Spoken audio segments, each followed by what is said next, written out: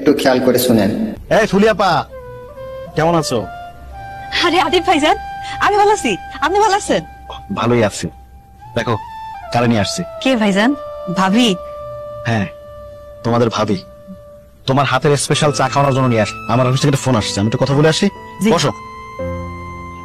আপনারা বড় লোক মানুষ, আপনার মতো মানুষ আমার এই ছোট্ট দোকানে চা খাইতেছে, আমি মেলা খুশি হয়েছি ভাবি। আপনি বলেন, আমি এমনি চুলারে জ্বালাইতেছি।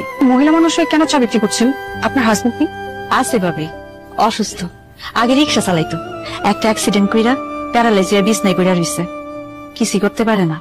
তাহলে তো আপনার অনেক কষ্ট, আপনি মোটেও সুখী না। আমি সুখে নাই, এটা আপনারা কে কইছে? আমার মতো সুখে এই দুনিয়ায় আপনার কাউরে পাইবেন না।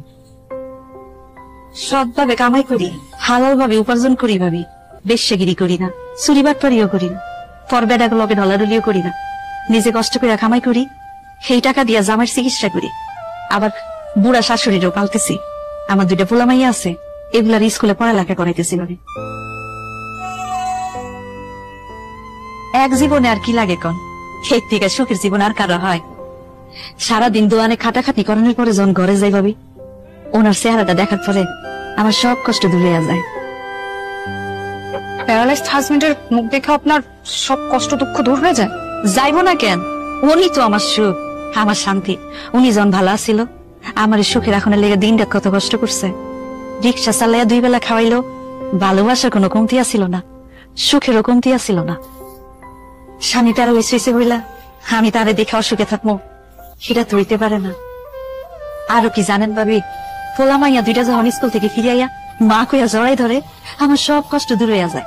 তখন মনে হয় আমি এই শহরের রানী, আমার মতো সুখী এই শহরে আর কেউ নেই।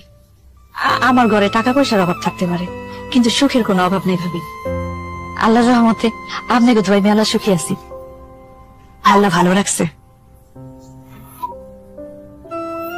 ভাবি আপনি 2 মিনিট বলেন, আমি চুলাটা জ্বালাই আপনার মজা করে চা বানিয়ে দিতেছি, খাই ভালো লাগবে। আপা এখনো চা হয় নাই? আমি বাসা যাবো। চা খাবে না? না আমি চা খাবো না, বাসা যাবো। আর কি কি ভাই আমি কি ভুল কিছু কইছি না? আমার কি কোনো অন্যায় হইছে? না, তুমি তো কখনোই ভুল কোনো কথা বলো না, তোমার ভুল হওয়ারও কথা না, সব তো আমার আসলে কপালেরই। আচ্ছা আমি আসি, আরেকদিন এসে চাকে যাও। এই নিশা,